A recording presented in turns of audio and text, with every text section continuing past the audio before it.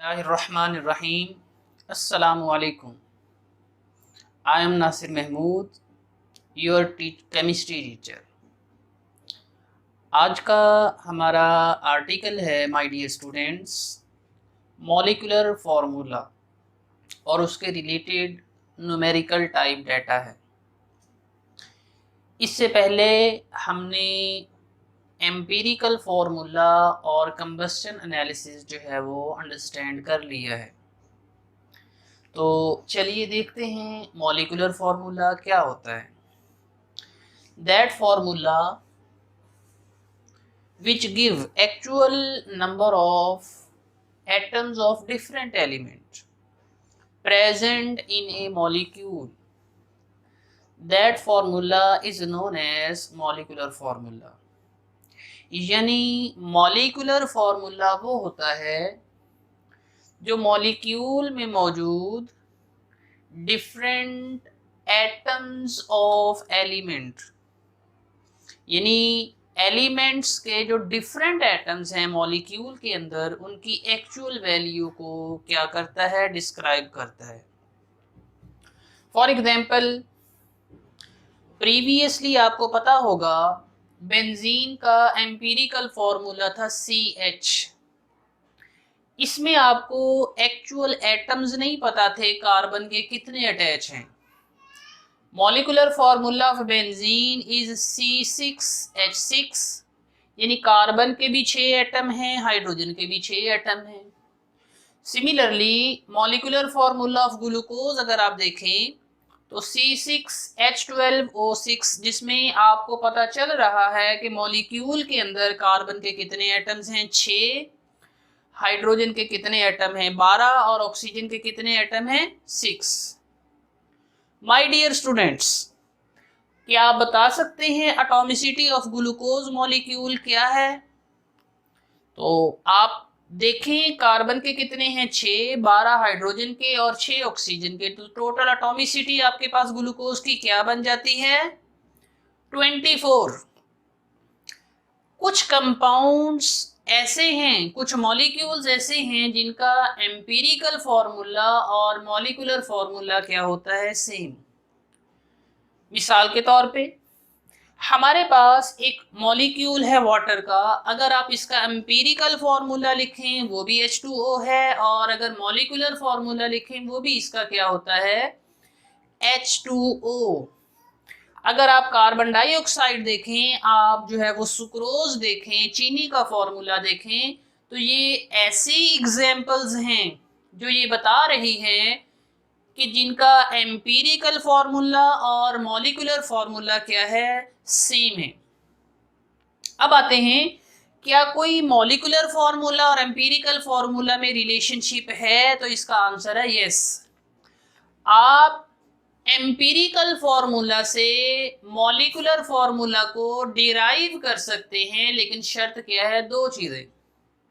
एक, आपके पास percentage abundance होनी चाहिए, और नंबर 2 पे आपके पास क्या होनी चाहिए, मॉलिक्यूलर मास। अगर आपके पास ये 2 चीजें हैं तो आप डेटा की मदद से क्या चीज फाइंड आउट कर सकते हैं, molecular formula. Molecular formula it is equal to n into empirical formula. अब यहां पे देखें n की वैल्यू क्या है, n की वैल्यू है molecular mass over empirical formula mass into empirical formula. यानी n की वैल्यू हमारे पास मॉलिक्यूलर मास ओवर हमारे पास क्या है, एम्पिरिकल फॉर्मूला मास। यहां पे अगर आप देखें, एम्पिरिकल फॉर्मूला फाइंड आउट करने के लिए आपको एक चीज की जरूरत है, और वो क्या है, percentage of each element.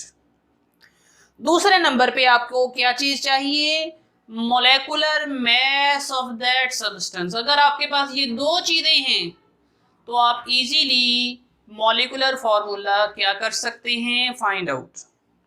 Clear? My dear students, अगर आप इस क्वेश्चन को देखें तो हमारे पास एक डाटा दिया गया है इथाइलिन ग्लाइकोल का, जिसके अंदर परसेंटेज ऑफ कार्बन इतनी है, हाइड्रोजन की परसेंटेज इतनी है और ऑक्सीजन की परसेंटेज इतनी है। आपको दो चीजें चाहिए, परसेंटेज और दूसरे नंबर पे आपको क्या चीज चाहिए थी, मोलर मैस। अगर आपके पास ये दो चीजें हैं तो आप इजीली क्या चीज फाइंड आउट कर सकते हैं, मोलेकुलर फॉर्मूला। सबसे पहले आपको एम्पिरिकल फॉर्मूला के रूल्स पता थे। पहला रूल था फाइंड आउट परसेंटेज, आपको गिवन है। आप सेकंड रूल पे जाएं, आपको क्या चाहिए थे, नंबर ऑफ ग्राम एटम्स, जिसको आप नंबर ऑफ मोल्स भी बोलते हैं। तो आप लिखेंगे number of moles of carbon. कैसे फाइंड आउट करते थे मोल्स, आप परसेंटेज को उसी एलिमेंट की एटॉमिक मास पे क्या कर देते हैं, divide. 38.7 divided by atomic mass of carbon कितनी है, 12। Similarly number of moles of hydrogen, it is equal to percentage of hydrogen divided by atomic mass of hydrogen, that is 1.008. number of moles of oxygen, इसकी percentage कितनी given है, 51.6 divided by atomic mass of oxygen कितना होता है, that is 16। आपने calculate कर लेना है, तो इसकी वैल्यू आएगी दैट इज 3.225। कितनी आ जाएगी, 3.225। हमारे पास हाइड्रोजन की वैल्यू आएगी 9.62 और इसकी भी वैल्यू कितनी आ जाएगी, 3.225। ये आपके पास क्या चीज आ गई, number of moles of respective elements. आपके दो रूल्स एम्पिरिकल फॉर्मूला के क्लियर हो चुके हैं। आप थर्ड रूल पे आए। थर्ड रूल आपके पास क्या था, फाइंड आउट एटॉमिक रेशियोज। तो आप सबसे पहले जिनके नंबर ऑफ मोल्स लिए थे उनको रेशियो की फॉर्म में लिख लें। कार्बन के कितने मोल्स थे, 3.225। हाइड्रोजन के थे और ऑक्सीजन के भी 3.225। अब यहां पे देखें एटॉमिक रेशियोज कैसे निकालते थे। आप number of moles of each element उसको डिवाइड करते थे to the least number of moles. अब यहां पे देखें लीस्ट नंबर ऑफ मोल्स कौन से हैं, 3.225, यही लीस्ट नंबर ऑफ मोल्स हैं। तो इस पे सारी वैल्यूज को क्या कर दें, डिवाइड कर दें।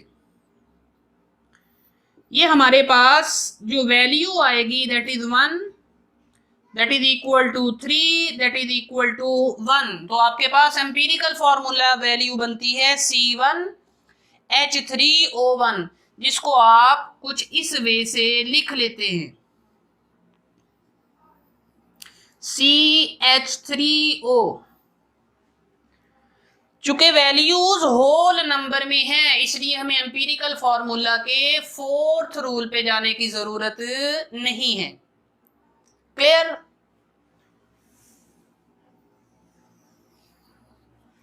अब आपके पास देखिए हमारे पास ये फॉर्मूला था molecular formula, it is equal to molecular mass, ये हमारे पास अवेलेबल है।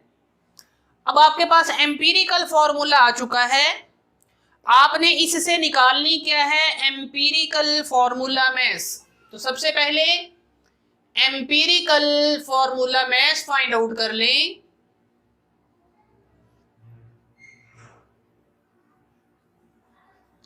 It is equal to formula mass of CH3O।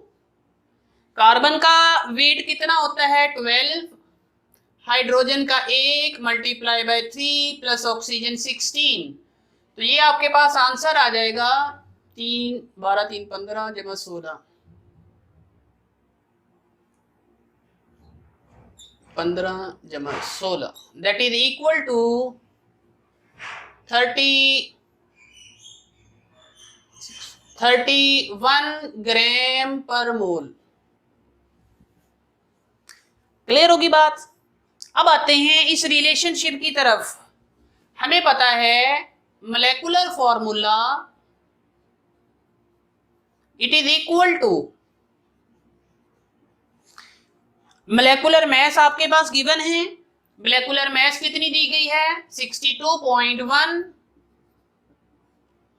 Divided by, ये डिवीजन और ये एम्पिरिकल फॉर्मूला मैस अभी हमने निकाल ली है, that is 31 multiply by empirical formula. Empirical formula आपने कैलकुलेट कर लिया है, तो ये वैल्यू आपके पास कितनी आ जाएगी 2 मल्टीप्लाई बाय CH3O, इसको इसके साथ मल्टीप्लाई करें तो C2H6O2।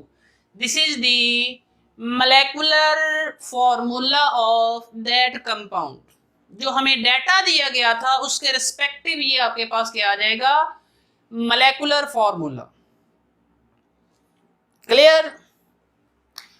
अब आप इस काबिल हो चुके हैं कि आप एम्पिरिकल फॉर्मूला और मोलेकुलर फॉर्मूला के दरमियान डिफरेंस कर सकें, तो आपने मुझे वो डिफरेंस लिख के और इसके रिलेटेड एक न्यूमेरिकल 17 करके मुझे व्हाट्सएप कर दें।